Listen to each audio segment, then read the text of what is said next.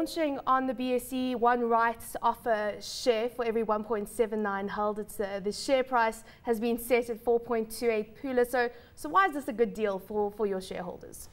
Well, first of all, shareholders are really supporting our growth because for the last couple of years, as we have expanded into retail, we've actually funded that from our internal resources. So, building up our infrastructure, our branch network, hiring staff and all that has taken quite a lot of resources. So now we've reached a stage where we're calling on shareholders to support further growth. And I think the growth so far has been very pleasing. So if you're a shareholder, you should really be very pleased. What type of buy-in have you had from the largest shareholders, percentage-wise? Well, first of all, Natasha, it's fully underwritten. So the money is in the bag.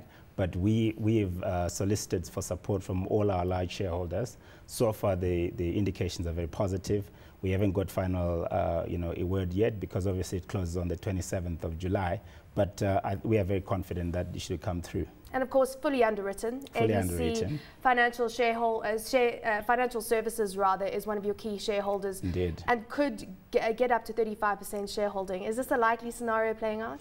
Well, we don't think that is likely to happen necessarily, but it's quite possible that if some of the other smaller shareholders don't pick up their rights, they could go up to 40% or thereabouts. But we think it's all good. Okay, so let's talk about how you're splitting the money across the various regions that you're in right now. Talk to us about Botswana versus Zimbabwe, because you're splitting $15 million to the one market and $15 million to the other market. So those two key priority areas for you right now.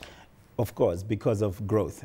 Those two operations are growing really phenomenally. And so we need to continue to support their growth, mostly also for capital adequacy purposes, but also to make sure that whatever growth prospects that they have, they'll be matched with sufficient capital.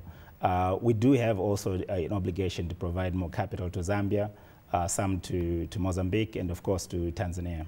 You mentioned Tanzania, an underperforming market for BancABC right now. What are you doing to turn that around? Well, I think the challenge with Tanzania has really been on the loan side, the quality of loans. We've worked hard to clear that. It's improving, it's getting better, but we're still not where we want to be. But I think the biggest issue for us with Tanzania is that it's a huge market. It's a market with lots of potential. It's a rich country, as you know, and it's a country in which we have really made a very strong commitment to grow. And we are convinced that, based on a couple of things that we're working on, that should be a very, rewarding market in future. If you get Tanzania right, does that open the door for further presence in East Africa, or is that a market that is quite well serviced right now by the likes of the KCBs, the equities, and the other banks? Well, I think we have good space still. There are other markets which are not as competitive and not as deep and not with much higher banking penetration. For example, Uganda, South Sudan. There's still quite a bit of market potential there. I think if we resolve Tanzania, our major short to medium term, ambition is to be in the 5 to 10% market share in all our markets. We are already there in Botswana. We are already there in Zimbabwe, and we think that over the next 2 to 3 years, we should on average be in that bracket, which actually takes us into the top tier of those markets. When you talk about Zimbabwe and you talk about Botswana, as you say, you're doing well in those markets right now, and it's about growing further and managing your position in the markets. How do you manage the technological aspect of it, the bricks and mortar aspect of it as well? Because you've also had ATM problems. So those kind of issues are issues that you're going to face as you continue to expand that bricks and mortar touch point in those markets. That is very true, but as you know, we're coming in, granted we are the newest kid on the block, but it also allows us to do our things in a slightly smarter way. For example, we don't have to have brick and mortar replicated in much the same way as our peers.